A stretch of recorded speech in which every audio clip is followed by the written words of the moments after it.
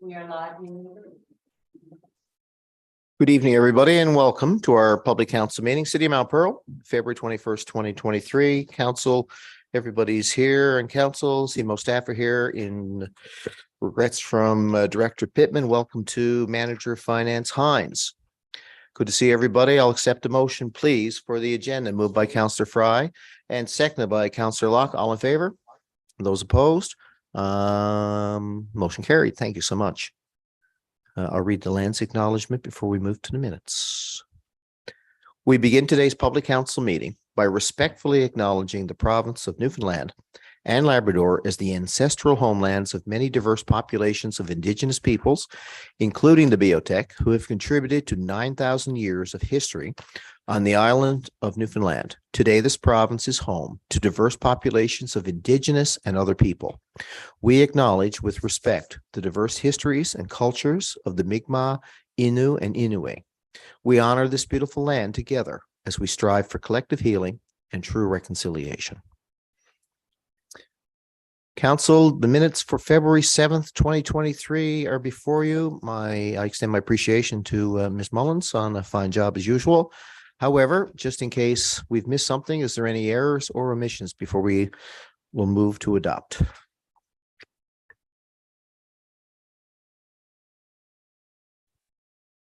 Hearing none, I'm going to call for a motion moved by Councillor Rice, seconded by Deputy Mayor Kiley. All in favor of the minutes? Aye. Contraminded? And that motion is carried. Business arising, folks. Just please quote the item number either in the action report or the minutes.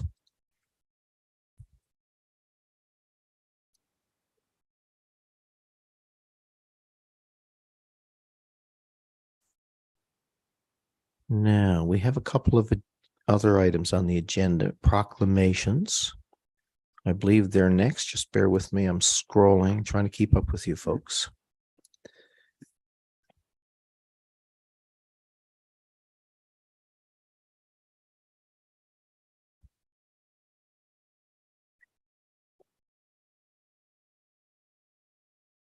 World Heritage Day Week proclamation for 2023. And I'll read the proclamation before I sign it on your behalf, Council. Whereas the third Monday in February is recognized nationally as Heritage Day, and whereas Heritage Day and Heritage Week are a time to reflect on the achievements of past generations and to accept responsibility for protecting our heritage.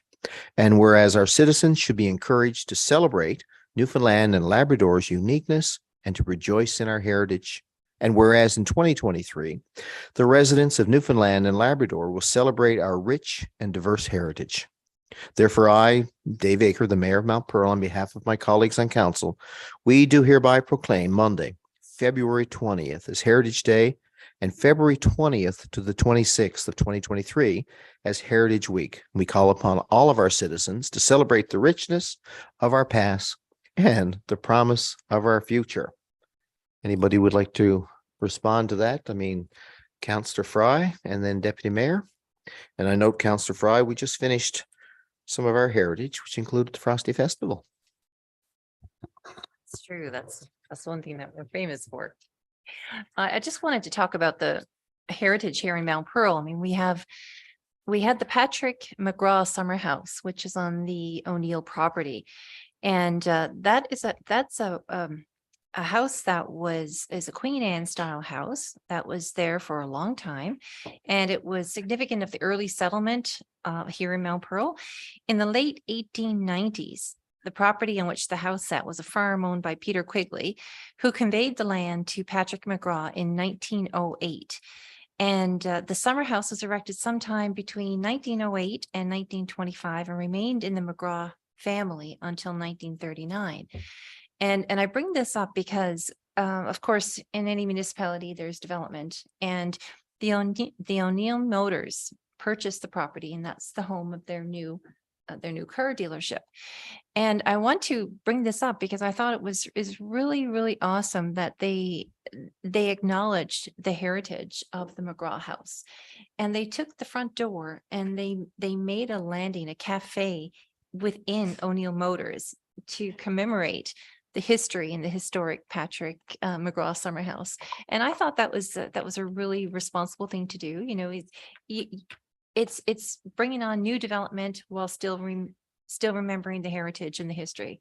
And I just wanted to mention that, because a lot of times you wonder what heritage we have here in Mount Pearl. We have it. So I just wanted to bring that forward. Thank you. Deputy Mayor. Thank you. And thank you, Councillor Fry. I think it's incredible how many stories you hear about ways in which we're preserving or pieces of our heritage are taken up by all parts of the community, including our private. I also wanted to just note and bring a little attention to one of the organizations that really organize and on a it's certainly a part of their mandate is Admiralty House Museum and Archives in Mount Pearl. And it's an incredible organization that's been running for years. And it's so important to kind of support those local groups that are doing work to not only just preserve what we traditionally see as history, but on an ongoing basis. There's so much work that has been done over the years. I had a pleasure of being a summer student that was a part of some of the live histories of reenactments of Sir James Pearl and that sort of thing. And that was just incredible as a young student. But even a lot of people just coming off the road and saying, I had no idea about our culture, our heritage and parts of that. But also, I really want to commend over the years how Admiralty House and Museum has grown to look at heritage in such a progressive, larger way of things like culture as it moves, oral history. We celebrated punk rock just, recently over the past year. And we also had a museum exhibit of Frosty Festival. So when you support those local organizations that not only have the pulse, but collect and are the stewards of a lot of our history and the diverse voices there, you have more of a responsibility and insurance that gets preserved. But not only preserved, but seen in a place that has its own life, right? It's not sitting on how many times you say, well, gosh, I've got a picture of that in my basement, or we've had that in our offices for years. So by supporting organizations such as that, whether it's going to them, volunteering for them, being a part of the boards, or being like the city, make sure we're partnering and funding certain organizations, it's so important. And I really commemorate Heritage NL as being a steward of those small organizations, and those within communities like Admiralty House Museum and Archives for doing the work throughout the years. Yeah, no doubt. History is a big part of heritage at the end of the day, history and culture. Anybody else before we, Councillor Rice? Thank you, Worship. Just a few words. I do believe, as a resident and of Mount Pearl, the history of Mount Pearl is so important, the heritage, especially, preserving the heritage of Mount Pearl and, what Councillor Fry just mentioned about, taking part of the buildings that are being dismantled and putting them into, new buildings that are being built is so important. But I just wanted to, just to give a little brief, and I won't be as on Mount Pearl regarding Mount Pearl was incorporated in 1955 and became Newfoundland and Labrador's third community to acquire a city status on July the 21st, 1988. The city is located near St. John's in the western end of Waterford Valley. But although Mount Pearl's original dates back to 1829, and it was essentially a farming estate that was only recently been transformed into an urban community. Governor Sir Thomas Cochrane granted St. James Pearl 1,000 acres of land in the area as a recognition of his distinguished career in the Royal Navy. And I mean, this was mentioned at Frosty Festival, and when we had the night up there, and a few comments that came forward. The grant was later reduced to 500 acres. It was located in the west end of St. John's. And after clearing the land and building a country home, Pearl name became the property of Mount Pearl. And if you go in and you Google James Pearl, it'll give the whole history of the whole family and how it became, where he was born. He was born in Nova Scotia, moved to Newfoundland, raised his family here. But it's something we need to preserve and something we need to comment on quite frequently. Because, you know, when you look at the history and the heritage of Newfoundland, Labrador, and I grew up in a rural community, and the rural communities are starting to be diminished, and everybody's moving out of the rural areas, and it's so important to keep the history and the heritage alive. So I certainly support this proclamation and the heritage of Newfoundland and Labrador. So, thank you. Thank you very much. Looking around the room, let's move on to the next item. Thanks, everybody. World Lymphedema. Is that the correct pronunciation? Lymphedema Day? March 6th, 2023, whereas lymphedema is a chronic and debilitating disease characterized by an accumulation of lymphatic fluid that causes swelling of the arms, legs, or other areas of the body, and which can cause disfigurement, disabilities, discomfort, pain, and distress, and impair quality of life. Whereas patients with lymphedema may struggle with pain and swelling, may have recurring severe infection caused by lymphedema, and may experience financial and psychological strains due to the difficulties of managing their disease.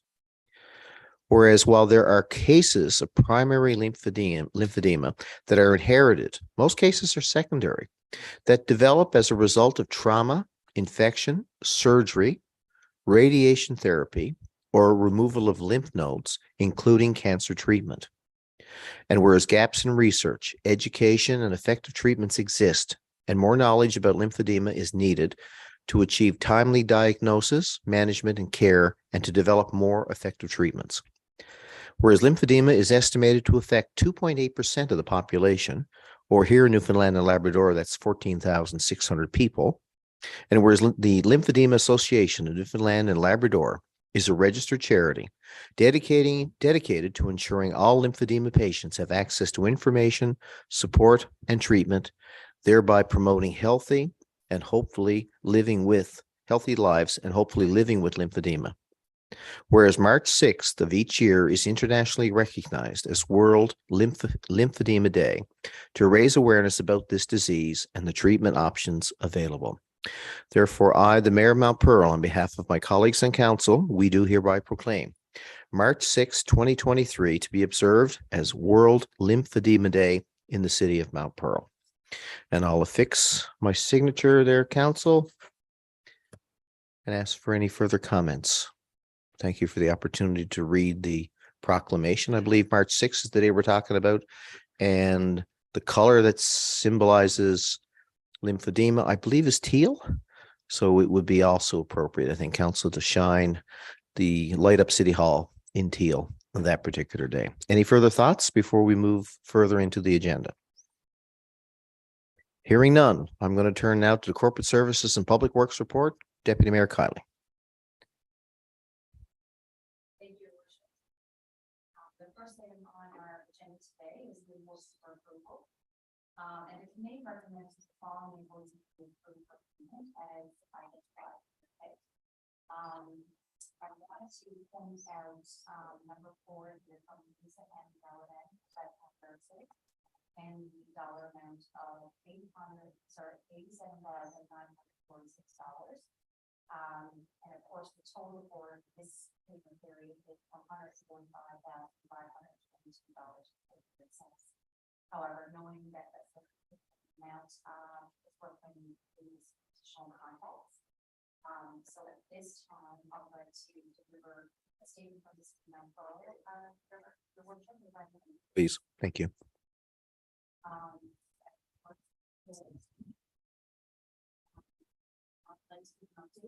Workplace investigations, the allegations at this time by the former chief administrative officer and has concluded.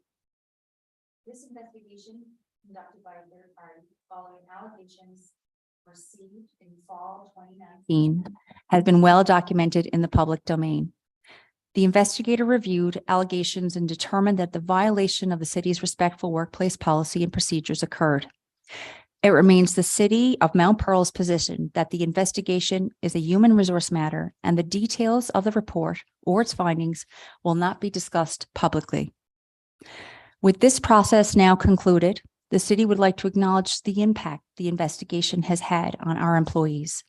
The city remains steadfast, ensuring respectful workplace environment will remain diligent in upholding policies and procedures that safeguard the health, safety, and welfare of employees.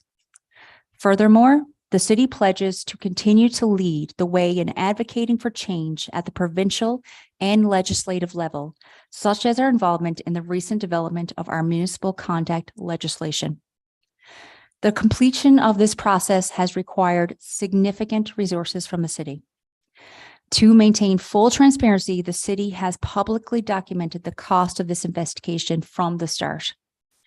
As of February 16th, 2023, the city of Mount Pearl has spent over $325,000 on professional fees related to the investigation into the former CAO.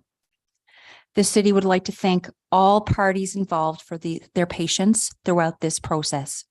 Specifically, the city wishes to acknowledge the difficult decision of employees choosing to come forward. Your concerns were heard, and the changes made going forward are a result of your courage. The city will not be commenting further on details of the report. Thank you. And I think you also have a motion moved by Deputy Mayor Kiley, seconded by Councillor Locke as it relates to the payment register. And in keeping with that, quite often we do provide updates for accountability and transparency purposes of sometimes what we're paying for, because I think we owe it to the residents, the taxpayers of the city of Mount Pearl. Any further comments before I call the question? Councillor Rice, please. Yes, thank you, Your Worship. Just want to make a comment on this investigation report. As a brand new councillor to the city of Mount Pearl, I came in when this investigation, I guess, was being undertaken, and I just want to, I look at the way that everything goes when with respectful workplace, and and we all work in an environment where everything should be respected. Co-worker to co-worker, manager to co-worker, or co-worker to manager. And where you are in the system, you have to have respect in the workplace, and you have to respect, the way that we carry ourselves in the workplace. And none of us want to see, any. And I work as a manager with Eastern Health, and nobody wants to see anything go to the extreme part. And in my opinion, I mean, this went right to the limit. You always try to make comments and get together and try to to come up with a solution before it goes this far, but in this case, I guess the investigator had to be brought in under these conditions, and a non-biased person was appointed here, but I just want to say I'm happy to say that the conclusion is done, because the residents of Mount Pearl need to know, how much was spent on this investigation, and hopefully this part now, I wouldn't say it's concluded, but I can't comment any further on it. But I just want to say, it went to the extreme, having to go to the, to get an outside investigator to do this. And I just wanted to comment that I'm happy the report is back. And hopefully we can move forward now with better days ahead. Thank you, Worship. Further comments before I call the question? All in favor? Those opposed? Motion carried. Noting again that motion pertained to the payment register, the invoices for approval. On to you, Deputy Mayor, for the payment register. Thank you. That leads us to agenda item number 2. For the information of council, the following payment register for February 1st to the 16th, 2023, which is a total of $2,113,876.53. And as noted there, and in your kit, you can see certainly the vendor ID, name, the date, as well as the document total there. And so for today, if there's anything that anyone has a question on or would like further information on, of course, or more so the corporate services team would be happy to answer your questions there. And if there's none, that's just for your information. Looks like we can move on. Yes, Okay. thank you. And that leaves the last item for myself within the Corporate Services and Public Works Committee. And I now hand it to my colleague, Councillor Jim Locke. Thank you, Deputy Mayor. The next item for our committee, Mr. Mayor, are some travel requests to attend the 2023 Municipal Symposium of Municipalities Newfoundland and Labrador, and that's being held May 4th to the 6th in Gander. We're recommending approval for Deputy Mayor Nicole Kiley, Councillors Isabel Fry, Bill Antle, Jim Locke, and Mark Rice to attend the Municipal Symposium, as I said, from May 4th to the 6th of 2023. This, of course, is within our professional development policy, and I so move. Moved by Councillor Locke and seconded by Deputy Mayor Kiley. Any thoughts, questions? I'll call the question. All in favor? Aye. And those opposed? Carried. Thank you, Mayor. Our next item are some travel requests. In this case, it's for attendance of the annual conference and trade show of the Federation of Canadian Municipalities, the FCM, being held May 25th to the 28th in Toronto, Ontario. And we're recommending approval for our mayor and Councillor Isabel Fry to attend this conference again from May 26th to the 28th of 2023. And this again is within accordance to our budget as well as our professional development policy. And I so move. Again, moved by Councillor Locke, seconded by Deputy Mayor Kiley. All in favor? Those opposed? Motion carried. Thank you, sir. The next item is a contract recommendation, and this pertains to our urban forestry plan. And this is phase 2 of our urban forestry plan. The tender for phase 2 includes the supply, installation, and maintenance of trees. And in this case, we're going to place them along Mount Carson Avenue, Old Placentia Road, falling between Smallwood Drive and Ruth Avenue, and in the Forest Avenue Community Gardens. The tender for the urban forestry plan phase 2 was issued on January the 19th of 2023, and it closed on the 6th of February, and 4 bids were received. The lowest qualified bidder was O'Neill's Gardenland Limited for the bid amount of $103,420.31, and this is inclusive of HST. And our Corporate Services and Public Works Committee is recommending, pending the bidder's minor correction of 33 cents to the total bid. Once that's taken care of, we're recommending that the contract, again, for our phase 2 of our urban forestry plan be awarded to the lowest qualified bidder, O'Neill's Gardenland Limited, for the bid amount of $103,420.31. And this is within our budget. And I'm super excited about this. I know we got much positive feedback from phase 1. And our goal is to, enhance and replace trees that are removed for development purposes in our city, and to enhance the canopy of the city of Mount Pearl. And we all know the benefits environmentally of more trees, but also, as we've spoken in this chamber on several occasions, the social and mental health benefits of increased forestry. So I'm super excited. I'm proud of the work that our team has done in this regard, all parties involved, and I'm happy to make this recommendation, and I so move. Again, moved by Councillor Locke. Thank you. Seconded by Deputy Mayor Kiley. And you have the question. Go ahead.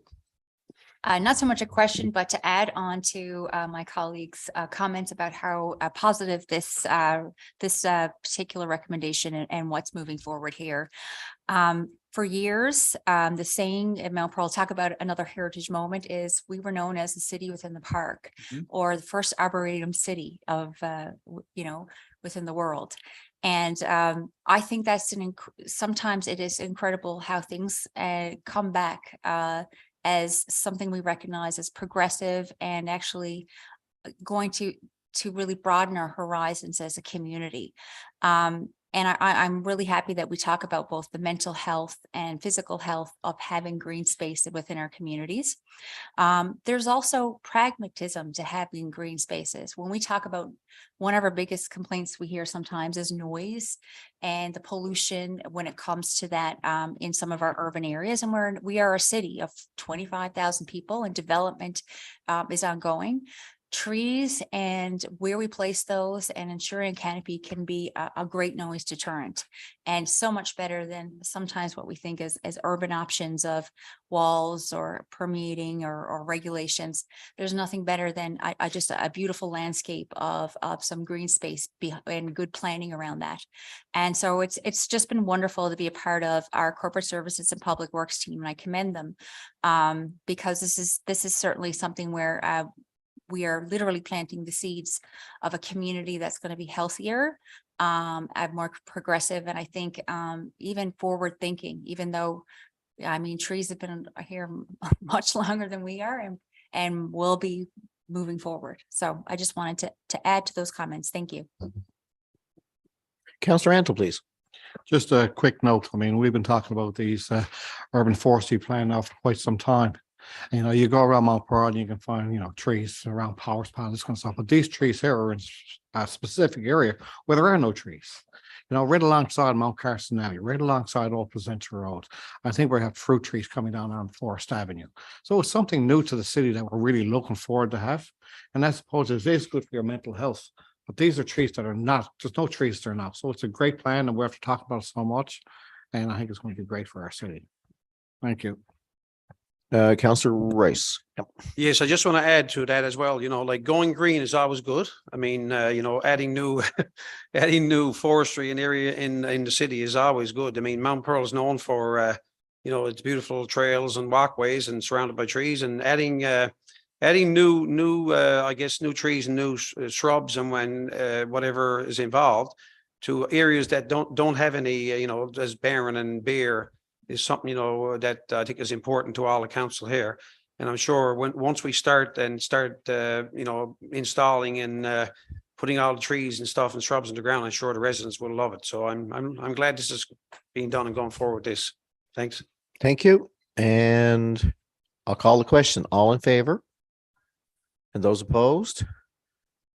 And we have some additions to our urban forest approved. Back to you, Councillor Locke. Thank you, Mayor. I should have jumped in before you called the question there, but I'm proud of the fact now that we have a very robust asset management plan in our city. But our trees, that's a part of our assets as well. So we now have a green lens in the city of Mount Pearl. So when we're looking and assessing our assets, it's not just the pipes and concrete and sidewalks and streets. It's our trees. It's our living assets. So I'm delighted with the direction that the city is moving. The last item for us, Your Worship, is a public works status update. And Have they been busy?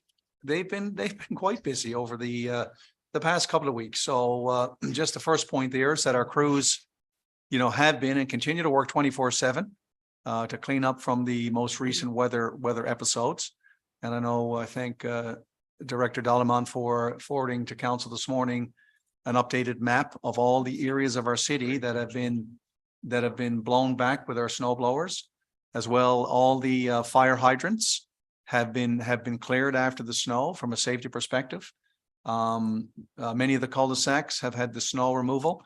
So yes, our crews have been busy. And I'll just take this point to mention that we've received numerous compliments from the snow clearing operations from residents through various parts of the city. I know we had some hiccups when we had freezing rain and quick temperature changeovers, but they were quickly addressed. So our crews have definitely been busy, and we're pleased with the work that they're doing. Our next item here has to do with our prepaid bulk collections. They are still ongoing for 2023. Our winter equipment maintenance and preparation work is still ongoing. We're trying to get back to the outdoor rinks. I know they are also a big hit, where families can get out and do a bit of outdoor, nothing better than skating in the outdoors. But unfortunately, we're at the mercy of Mother Nature. So it's supposed to get frigid over the next couple of days, Mr. Dallemont has told us. So we're going to see if we can't get those rinks operational in the near future. Our trail grooming is ongoing. I was out for a walk there a couple of days back and had the pleasure of meeting one of our employees driving the groomer. And again, he mentioned the compliments he gets from all the walkers. They do a great job, or to quote Councillor Antle, they do a fabulous job on the trails around the city. So it's good to see. our road maintenance is ongoing as much as possible at this time of year. We're not doing any sort of major road work, but if with the freezing and thawing as we see, we get these potholes that quickly appear. So we're not doing any major road construction or upgrades, but certainly if there's some significant potholes brought to our attention, our crews will certainly be out working to replace those or repair those where possible. We're reviewing equipment, for the summer season, our maintenance for our tractors and our mowers. So, summer's not too far away.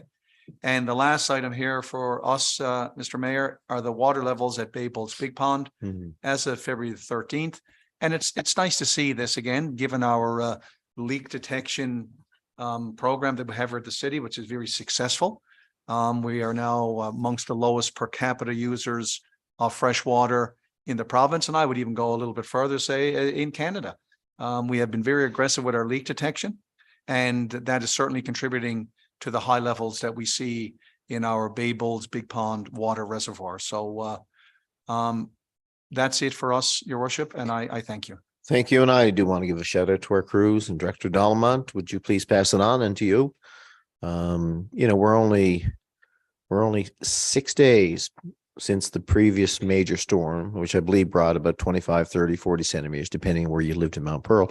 Plus we had all four seasons the weekend, so which set you back a little bit. Wouldn't call that a hiccup, but it was definitely would call for a 2-minute penalty for tripping.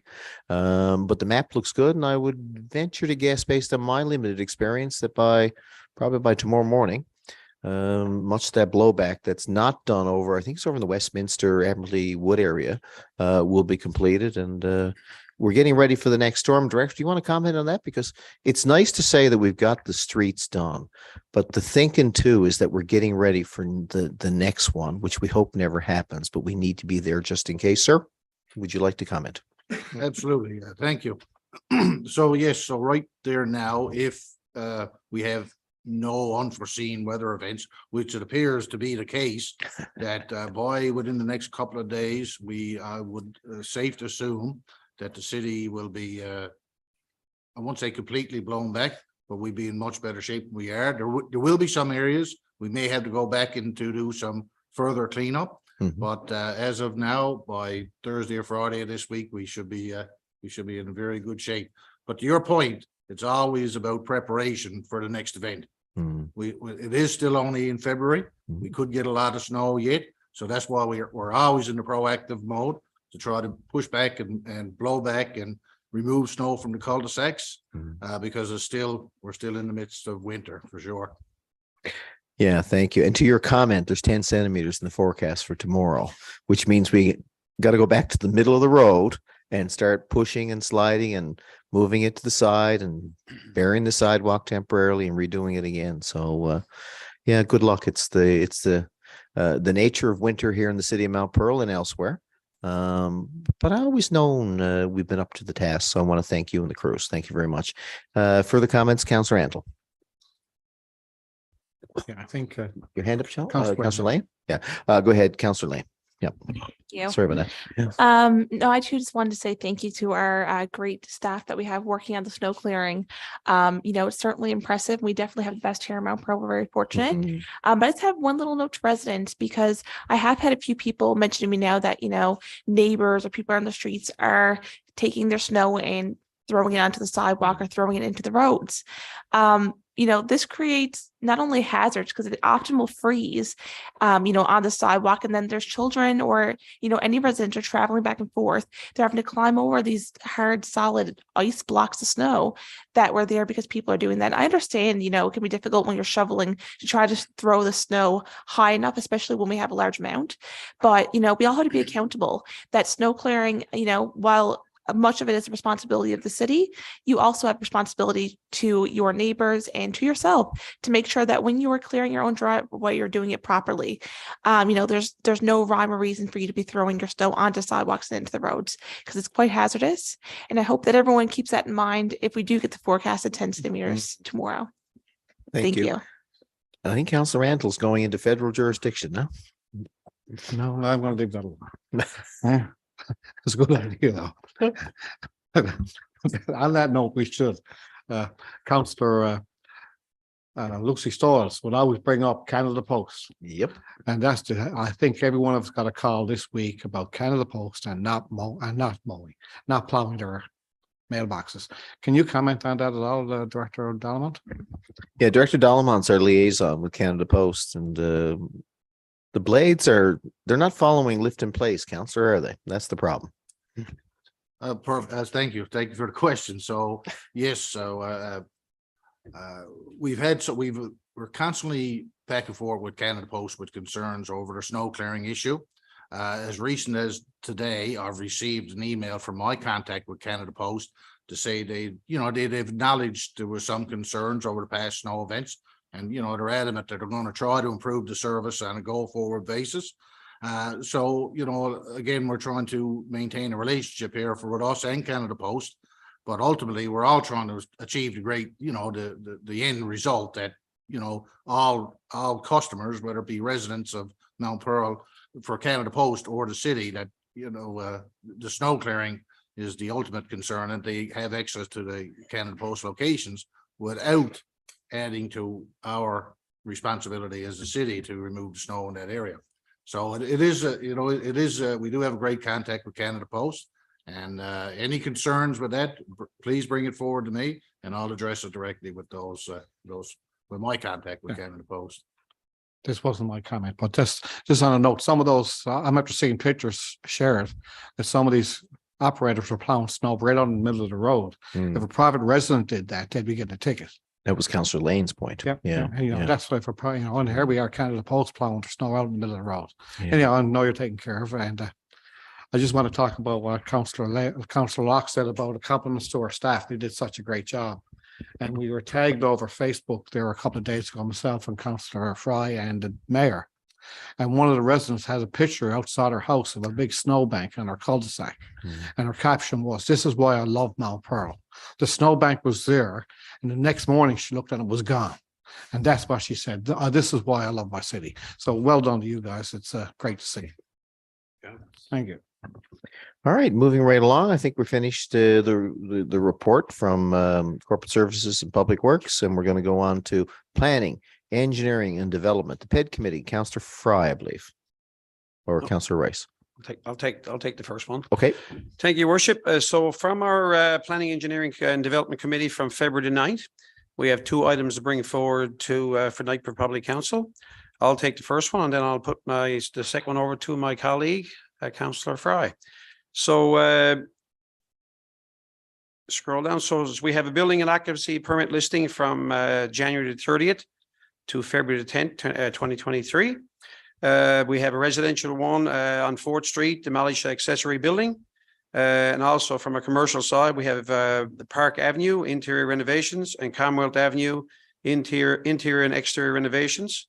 And also from our occupancy permit, we have a listing there in our kit for Kyle Avenue, all around welding, Parsons Avenue, a home business, Glencoe Drive, a chandelier, a sales warehouse, and Glencoe Drive, an office and a warehouse space as well.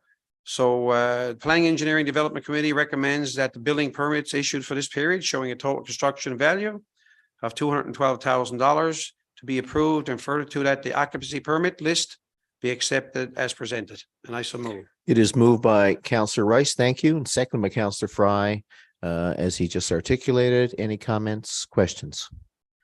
I'll call the question. All in favor? Contrary-minded? Thank you. Motion carries. Thank you, Worship. And I'll pass the next one over to my colleague, Councillor Fry. Thank you, Councillor Rice. For the information of the public, I have some capital and maintenance project updates here. And while summertime is our busy time for capital projects, capital works projects, this is a busy time for preparing for those with the tenders. So we have some tenders that are being issued now this month. We have the 2023 crack seal tender. We have the 2023 to 2026 line painting tender. That's a 3-year period. And we also have our park shed fuel switching tender. Those will all be issued this month.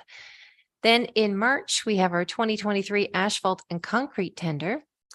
And our pedestrian underpass, which is scheduled to be complete by June 2023. And of course, our St. David's Avenue Smart Accessible Playground project, which has been ongoing, and that is scheduled to be complete by July of this year, 2023.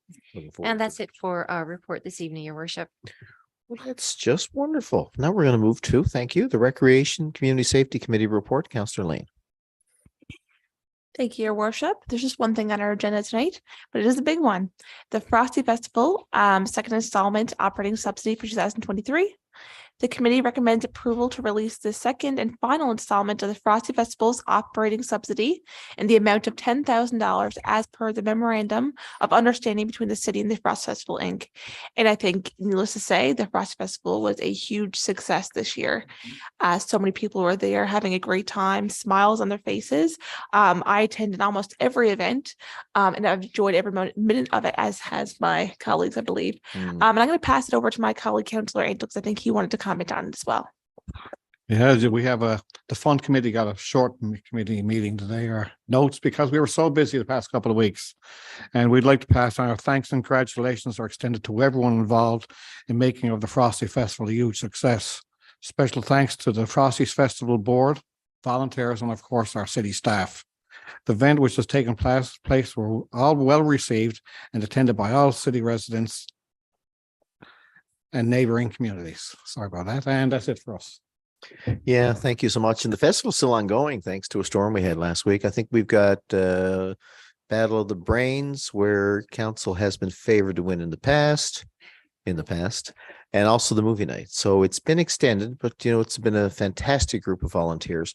Thankfully, we've weathered the COVID storm. COVID has not disappeared, but we didn't see a lot of sickness in the province or in the community over the last 2 or 3 weeks, which just says it's nice to have that break. And we talked about heritage a few minutes ago in the proclamation, and part of heritage too is your culture. And I would note that Heritage Canada, for example, is a big contributor to the we always call the extravaganza portion of the Frosty Festival, right? So it's all good.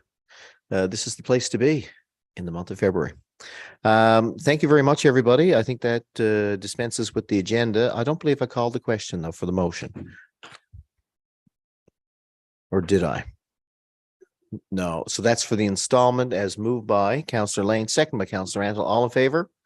Those opposed? And that motion's carried.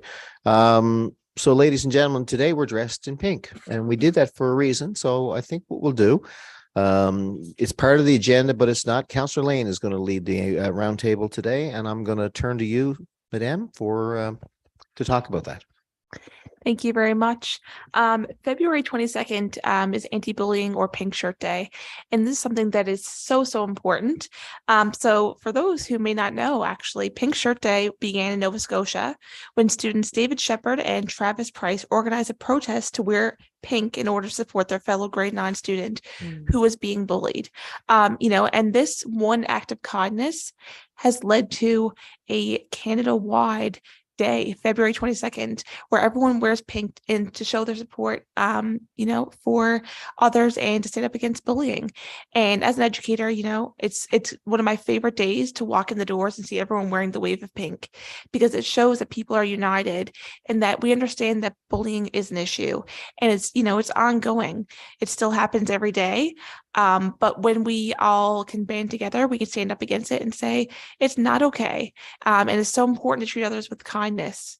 It's so much easier to put a smile on someone's face than to put a frown. So I think that every day we should all strive to do our best to bring a little joy into each other's lives and make sure that we're bringing each other up instead of putting each other down. That's it for me. Thank you. Well said. Anybody else want to jump in on that? Well said. And it's great to be city leaders here at the city of Mount Pearl. We live it every day through our policies on respectful workplace, through our code of conduct, which I know is being updated with us and with municipal affairs. But it's not just the talk. Like, it's nice to wear the shirts today, and we celebrate, if I can use that word, we acknowledge that bullying is still an issue in the workplace and in our community. And it's great to see everybody standing up to it today. And we'll go forward from there. Councillor Mantle, did you want to say something? Just a quick note. I mean, thank you, Councillor Lane said it all quite well. You, Jim? No, if we can just do one small thing. If it takes us as leaders to wear a pink shirt and show people that bullying is not acceptable anymore, it's the great thing to do. And if we can stand up and take a picture, I mean, let's do it and share whatever we can. But it's a good job. Yeah, no, I fully agree. You do it in small and big ways, and we've done it in other big ways too, Councillor, you know, in addition to wearing a shirt, right? So proud to work with all of you. Councillor Locke. Yeah, exactly. Thank you, Mayor. I commend Councillor Lane for her comments there. So eloquently put. I know full well as an educator as well, now retired, but the impact, long-lasting impact that bullying has on the individual, you know, it may be the act at the time, but these can carry scars for many, many years. And we all have, I'm sure, cases or know of experiences like that. But I am happy to say that over the course of my career, it's nice to see the initiatives that have been taken to address this. And it's so nice to see, as Councillor Lane pointed out, that this started with a group of young people, you know, and I used to tell my students all the time, you know, the individual person can make a change through simple acts of kindness. Sometimes that's all it takes is be the leader. And it was tough for those kids because we all know the bully thrives on the power they receive from the intimidation and the bullying. And it takes courage to step up. So I really commended the children in Nova Scotia that started this movement. And like you said, it's caught fire. So I think the more we speak of it, both in school and in society, and as Councillor Antle just said, it's easy to talk, but you got to walk the walk, and you have to lead by example. And I'm proud of the work that Councillor Lane does, because I had her as a student. I know her as a teacher. So I know our students are in very good hands, and I know she leads by example. So it's a great initiative. Thank you, Mayor. Deputy Mayor Kiley. To add exactly what all of our colleagues have said, and what has started with my colleague, Councillor Lane, on what you see day to day and in your work as a mentor, it's to be commended. And for anyone in that position, I like talking about the color pink when we think about Pink Shirt Day, because I think that also has a powerful message as well. It's a color that's usually associated with femininity, being light, being bright, being caring. And unfortunately, over years and years, sometimes that was looked at as less than, or the stigma of being considered a sissy or derogatory. But now it's a words. symbol of hope. Not only that, it's demonstrating that being a kind, gentle, soft-spoken person, being a person that has, different approaches to life is actually the most powerful thing you can have in a group and as a person. And that's what I love about pink, the power of pink, and giving it more breadth to say that whether you are from a certain gender, a certain age, and a certain time, that those qualities that sometimes have been truly squashed out of people or criticized for having that, and really brings about peace and peacekeeping, is being celebrated through that color of pink. And I think there's a power in that. And that's why I'm really excited to say that I got my pink shirt from my partner, and because I didn't have a pink shirt. And there would be times where literally sometimes the colors and the way we put together how we see the world as lesser than for being caring, kind, and what is sometimes dragged as put down there's no place for it. And then what we realized, we were robbing ourselves of literally the ingredients for a well-rounded, holistic, caring community. And so I just wanted to think about that when I'm seeing all my colleagues right now wearing different shades of pink, and coming from all sorts of backgrounds. So it's just, thank you very much. I'd like to acknowledge that our staff have all got pink on today as well. And it goes to the point, I think perhaps you said, Counselor Locke, about walking the walk. Going a little bit further sometimes. CAO Spurl, you lead an organization, very much so an anti-bullying organization. And I guess my question is, how does that get articulated in the workplace? Because it can't just stop here today, can it? Or tomorrow? No. Thank you, Your Worship. You're absolutely right. It does come from leadership, and you all demonstrate that, and it's my role to demonstrate it. And we have a great staff here. As you said, we're all wearing pink and we stand in solidarity in that. And it's just demonstrating it every day, that what we will accept and tolerate and what we will not accept and tolerate in the workplace. And we're living in a world where there's a lot of aggression, a lot of hate. We're witnessing wars. We've all witnessed wars in the past number of years. And as Councillor Lane said, a simple act of kindness can make all the difference. So it's sometimes you just have to take a stand, and that's what we're doing tonight. Thanks, everybody. I'm going to invite everybody on council. Why don't we just join together for a quick picture, because we will use that perhaps this evening or tomorrow to promote Anti-Bullying Day. I think we have a photographer.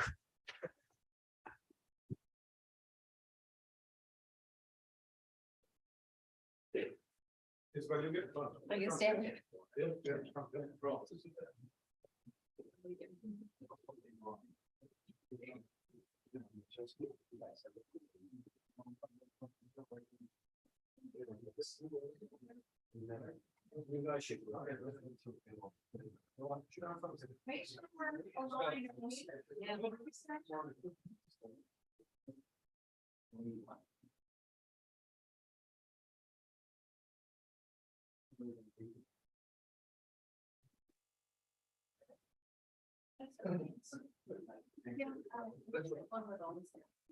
Oh, yeah. I love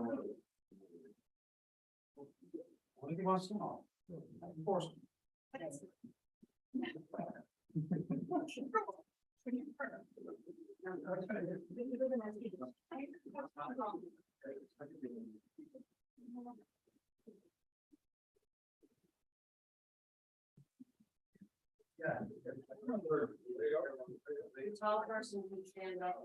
Between the council, that'd be great.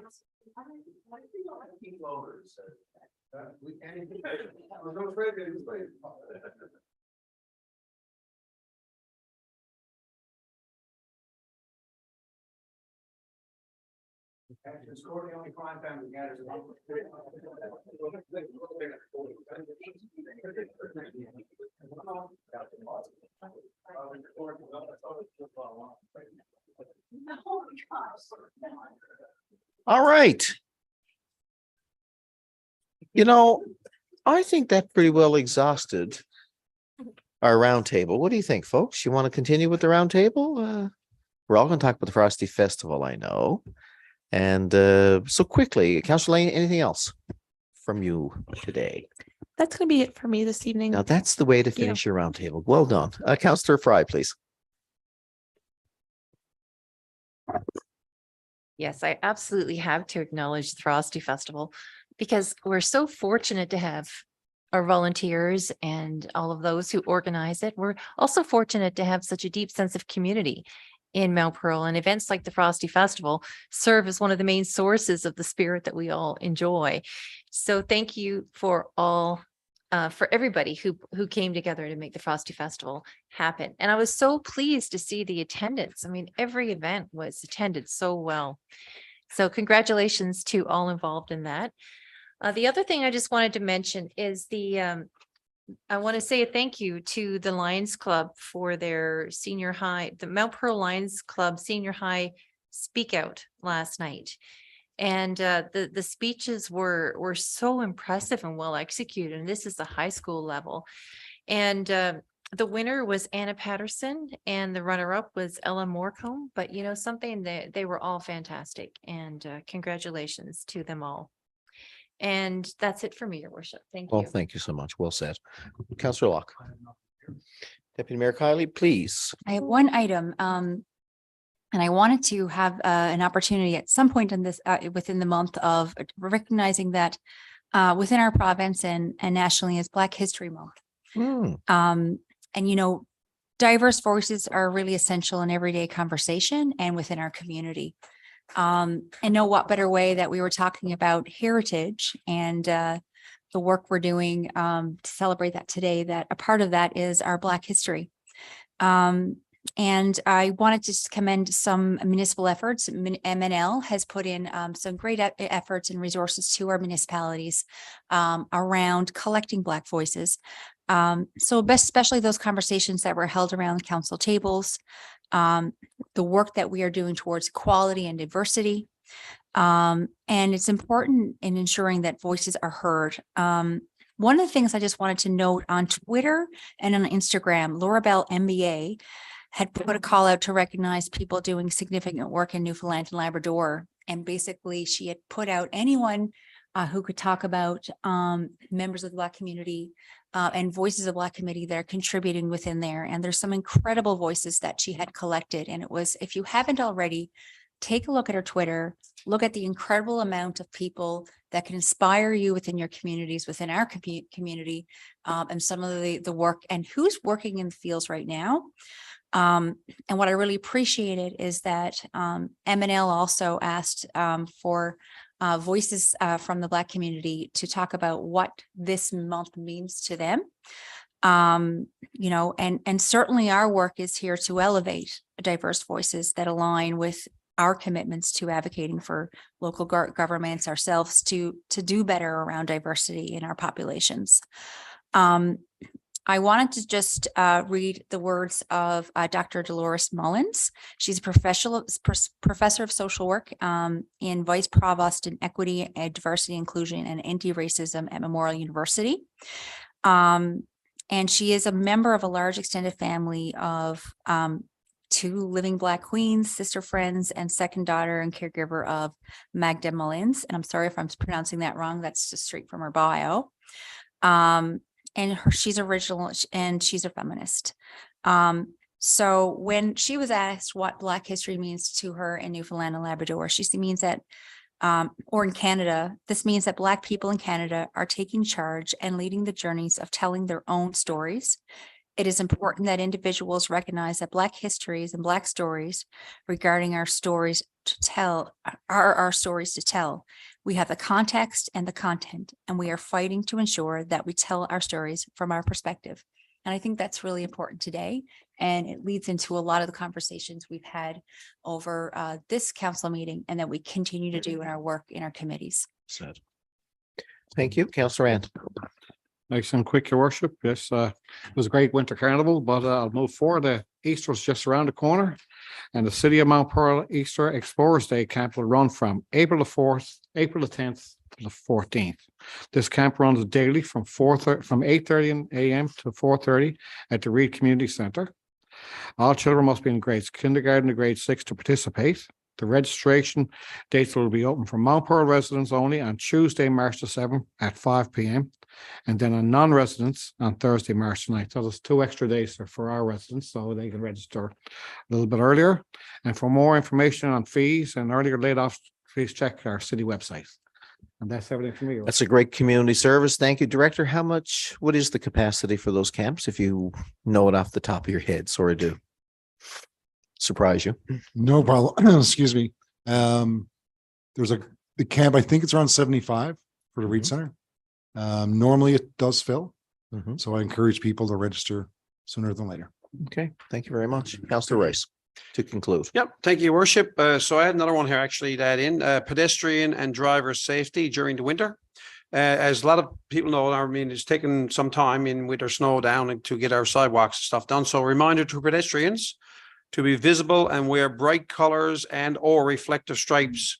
And pets should have a bright light on their collar and should always walk facing traffic. It's a good reminder to always wait because you wouldn't want traffic coming up behind you. Drivers are always to share the road with all users, including pedestrians, and even the odd bicycle during the winter months. Be courteous, slow down when the roads are less visible, especially at nighttime or during inclement weather. All road users should be aware of their surroundings and be mindful of other users at all times. Safety is a shareable responsibility to everybody. And my last comment is just want to comment on the Frosty Festival to everybody involved. It was a phenomenal event, well organized, and kudos to everybody who, I guess the board of directors and the whole group that put everything together.